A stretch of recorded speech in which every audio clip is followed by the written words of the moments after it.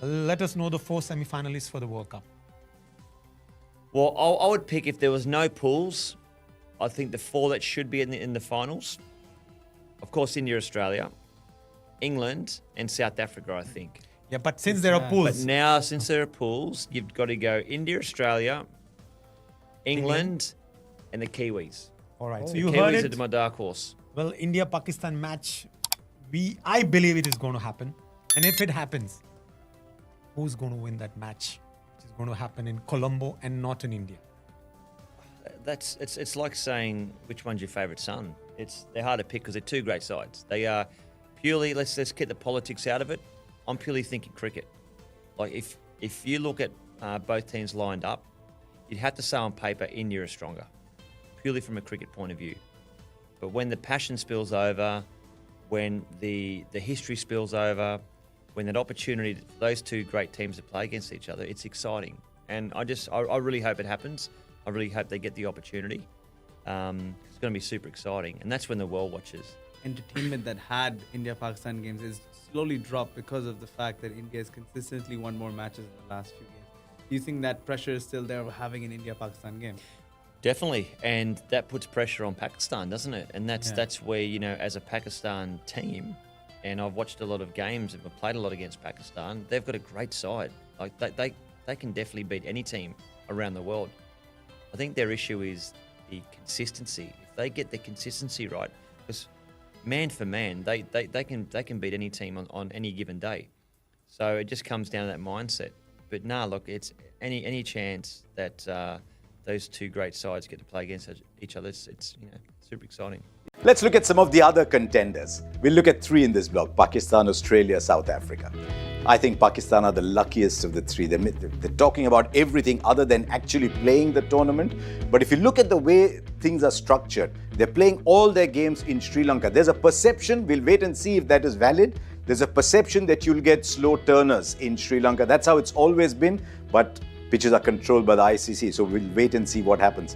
But if they indeed are like that, then it's a peculiar situation that Pakistan find themselves in, where they are bereft of too many very powerful attacking players, and their assembly line of fast bowlers at the highest level is just running dry. They've even left out Aris Rauf. So if you look at a potential first 11 for Pakistan, there's a very strong possibility they'll only go in with Shaheen Afridi and Naseem Shah.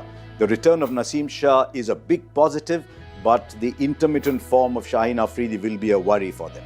So if they have to play a 160 game, I think Pakistan are well placed, because I think Abrar is a quality spinner. They've gone back to Shadab, which is a bit of a backward step. I've always rated Shadab as a cricketer, but the numbers are not showing it up. With Nawaz, there's still a bit of a question mark on him as a big game player, but I think the emergence of Saim Ayub just gives that side enormous balance. But Pakistan's problems are in the top 5. Who plays top 5 for them? You look at the strike rates for Pakistan. You're not looking at anyone with a 170, 180, 190 strike rate. Somehow they have to get Saibzada Farhan and Saim Ayub to open the batting. But then that means, where does Babar play? Where does Fakhar Zaman play? The moment Fakhar Zaman goes down, his strike rate drops. If you play Babar at the top, they're worried about the power play. You play Babar in the middle, you have to play Babar. So I think it looks like they're going to have him at 4. So Pakistan have a problem with their top 5, but then much like a few of the better teams in this tournament, with Fahim Ashraf, Shadab, Nawaz, and an attacking keeper, whichever one they chose to play, I think they've got a good core there. But I still think Pakistan are best off playing 160, but I do not know what state of mind they're coming in, and that's why I don't have them in my top 4. I have Australia in my top 4. They've got a peculiar draw in that they play half their games in India and they play half their games in Sri Lanka. And so you've got to budget for both. That is why you see the inclusion of players like Cooper Connolly. Otherwise, you might have looked at an Aaron Hardy, for example, a seam bowling aggressive player. So you get a Cooper Connolly, you get a Kuhneman, you've got a Maxwell, you've got a Zampa. They've packed their side with bowlers who can actually bowl slow. And with someone like Connolly in, they could then say, do we need the extra seam bowling capability of Stoinis? Maybe we could replace him there, because every team in this tournament is looking at options. But this is a very, very powerful batting side. I mean, you look at it from the top, Travis Head and Mitchell Marsh. Who's the more powerful hitter? That we are asking this question itself It's a testimony to how powerful a hitter Marsh is. And then you've got Inglis, you've got Maxwell, you've got Stoinis, you've got Green. It's a side that's packed with power. Much like India, I think Australia have structured their side to go in and get 200 every single time. They are one of the best good wicket teams in this tournament. The one thing that could stop them is those little turners in Sri Lanka, if indeed you have those. I have Australia as my number 2 seed in this tournament. Now, what about South Africa? I think the SA20 has made such a difference to South Africa with the arrival of Ryan Rickelton, a powerful left-hand batter, and Tristan Stubbs, who is, for my money, is one of the best young players in the world today. And see what that does immediately to the South African lineup, because Quinton de Kock sometimes hit and miss, but he's batting beautifully. Aiden Markram has found his place at the top. Then you play Rickelton. If you can play Rickelton at 3, it allows you to play Stubbs and Brevis at 4 and 5. Maybe Brevis and Stubbs at 4 and 5. Then 7 and 8, you've got George Linder. George Linder is a lovely player. I'm happy that South Africa finally found room for him. He can give you the big shots, he can bowl anywhere, and they've got Marco Jansen. So Linder and Jansen 7 and 8 is a luxury very few teams in this tournament have. Bit of a question mark over Miller's fitness and effectiveness now, but he's part of a group of 8 hitters, so that pressure goes off him. And then they've got Rabada, Nokia, Ngidi, and if they require, they can play Maharaj. I've got South Africa in my top 4. Provided they're really focused, they're confident, which increasingly they are. And I've got them in my top 4, but they play India, Australia, South Africa in the same group, but they're in my top 4. अच्छी बात यह है कि सभी ने देखिए भारत का नाम जरूर लिया है कि टीम इंडिया जरूर सेमीफाइनल में होगी। इसके अलावा जो टीमें हैं वो बदल सकती हैं। सबने अपनी अपनी टीमें भी बता दी, आपको भी एक एक करके बताते हैं। सबसे पहले आपको बताते हैं रॉबिन उथप्पा का प्रेडिक्शन। उनके हिसाब से जो 4 टीमें सेमीफाइनल खेलेंगी वो भारत, साउथ अफ्रीका, इंग्लैंड और न्यूजीलैंड की होगी। फिर इरफान पठान ने जो प्रेडिक्शन किया, उन्होंने इंडिया के साथ ऑस्ट्रेलिया, इंग्लैंड और पाकिस्तान को रखा। यह वाकई चौंकाने वाला है कि पाकिस्तान को सेमीफाइनल में इरफान पठान ने रख दिया है, क्योंकि और किसी दिग्गज ने पाकिस्तान को नहीं रखा है। इसके बाद चेतेश्वर पुजारा की टीम जो है भारत, ऑस्ट्रेलिया, इंग्लैंड और न्यूजीलैंड है।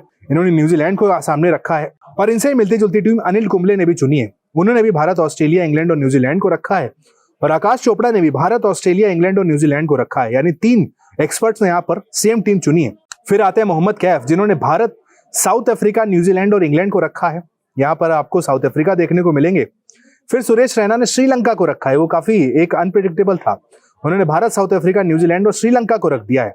जबकि संजय बांगर भी भारत, ऑस्ट्रेलिया, न्यूजीलैंड, इंग्लैंड के साथ जाते हैं। यानी 4 एक्सपर्ट्स एक ही टीम के साथ जा रहे हैं। इंडिया, ऑस्ट्रेलिया, इंग्लैंड और न्यूजीलैंड 4 एक्सपर्ट इसी टीम के साथ जा रहे हैं कि ये 4 टीमें सेमीफाइनलिस्ट हो सकती हैं।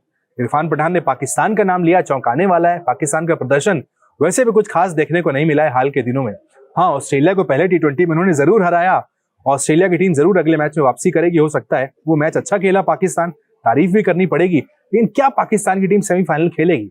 पिछले 4 से 5 ICC टूर्नामेंट उठाकर देखें तो टीम स्ट्रगल कर रही है। भारतीय टीम तो सेमीफाइनल खेल रही है। हमारे सभी एक्सपर्ट्स जो इस बात को कह रहे हैं कि भारत तो जरूर खेलेगा, पहली टीम अगर कोई होगी सेमीफाइनल खेलने वाली तो टीम इंडिया होगी। Let's analyze each captain starting with Surya Kumar Yadav.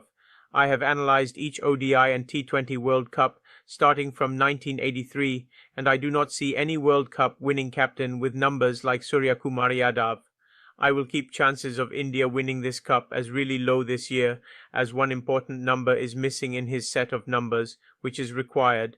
Again, I may be wrong, and I would love to be proven wrong, as I also want India to win the cup. Aiden Markram has a Psychic 4 and Destiny 1. Which is an extremely good combination. With this combination, certainly the captain can win a cup. And South Africa is also a strong contender, but they have a very tough competition with a few teams. So I will not place them very high, but yes, we can't eliminate this team either. Chances of Australia winning the cup under Mitch Marsh is relatively low, I would say, as he also is missing a very important number in his set of numbers. Australia is a very strong team, but under his captaincy I had predicted in 2024 also that Australia has no chance, and they did not even make it to the semi-finals. Australia may do better than last time, but I will keep their chances of winning the cup relatively lower compared to some other teams. Those who follow my app, I had predicted earlier that Harry Brook's numbers are very good and will definitely win 2 World Cups. Also, with name number 4, success comes sooner. England has very high chances of winning this World Cup. Mitchell Santner has a name number 8, just like Rohit Sharma, and currently in his 34th year. If he continues as a captain, he has a very good chance of winning a World Cup. I will keep New Zealand also high up in terms of chances of winning the cup. They wearing a black jersey is a big negative for them, which has prevented them from winning any World Cup so far. I never considered West Indies in any of my analysis, but looking at the date of birth of Shai Hope, I was forced to. He has extremely strong numbers with a name number 8. His numbers has a good combination, and he is also a good contender of winning a World Cup. If not this one, then maybe something in the future. Now let's move to the top 3 teams which can win the T20 World Cup 2026. This time there is a tough competition, and I am not sure who to leave out of the top 3, as West Indies also have very strong chances of lifting a trophy, if not now, then sometime in the future. West Indies captain Shai Hope has excellent numbers, but because of 2 reasons I am keeping him out. First, he has a debilitated son in the horoscope, and I have seen that these people have leadership issues, and also as a team, there are much better teams than West Indies in this World Cup. My first choice to win the cup will be England because of presence of 2 4s in Harry Brook's numbers. In second place, I will put New Zealand, and finally, I will put South Africa in the 3rd spot.